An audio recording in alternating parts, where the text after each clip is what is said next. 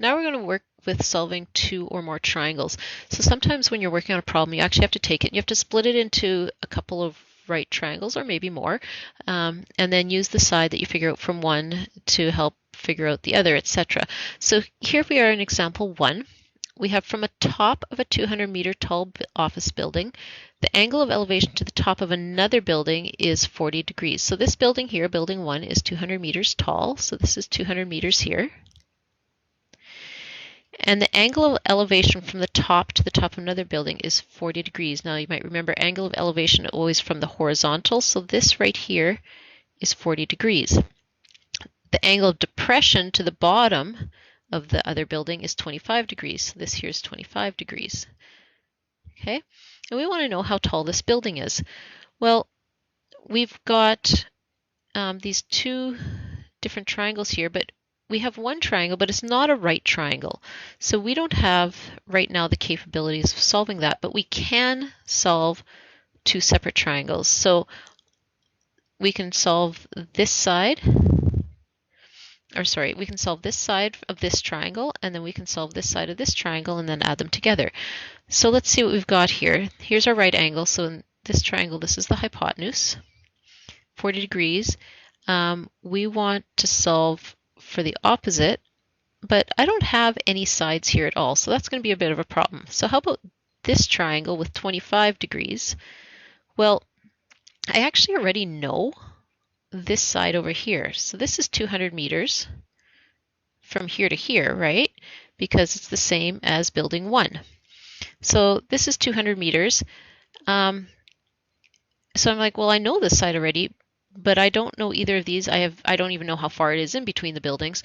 So I'm going to have to figure out the distance between the buildings. This is our common side, so I'll figure out this side, and then I can solve the opposite after that. So here's my right angle here as well.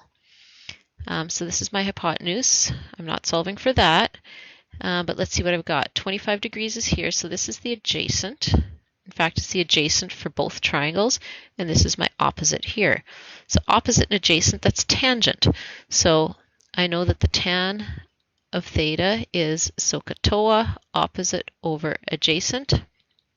So the tangent of 25 degrees is equal to 200 is my opposite over the adjacent. Well, that's what I'm trying to solve for. Okay, so my x is on the bottom. That means I have to divide by the tan of 25. So these, my x and the tan 25 switch places. So x is equal to 200 divided by the tan of 25 degrees. Alternately, like I showed you guys, we do have the triangle, TOA. Okay, so I'm solving tangent, I'm solving for the adjacent. So I'm covering this up, so it's the opposite divided by the tangent of the angle. At any rate, 200 divided by the tan of 25, 200 divided by tan 25 gives me 428.9. So everything's in whole numbers here. So let's go 429 meters. So this side right here, just to try to keep things clean, I'm just going to erase the adjacent, even though that's what it is. This is 429 meters. Well, now I need to find out what this opposite is. Going for the opposite, I have the adjacent, so it's still tangent, but it's a different triangle. So now I've got the tangent of 40 degrees. So the tan of theta is 40 degrees. My opposite, I don't know. I'm solving for that. Actually, let's make that a y.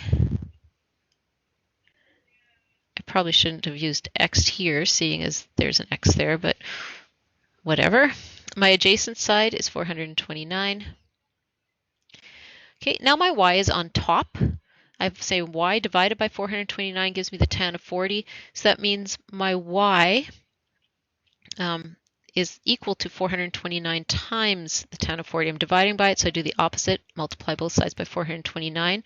So y is equal to 429 times the tan of 40 degrees. Remember, if you write things side by side like that without any sign in between, that means multiplication.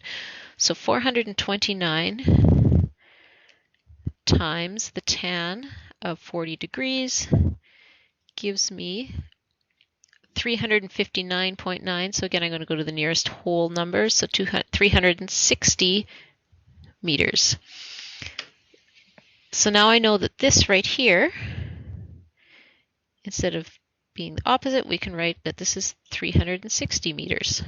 Well, if this is 200 meters from here to here, and from here to here is 360, we can just add them up together. So the second building is just 360 plus, don't add the 429, that's the distance between, it's 200, plus 200 meters, so it's 560 meters. So how tall is the second building? The second building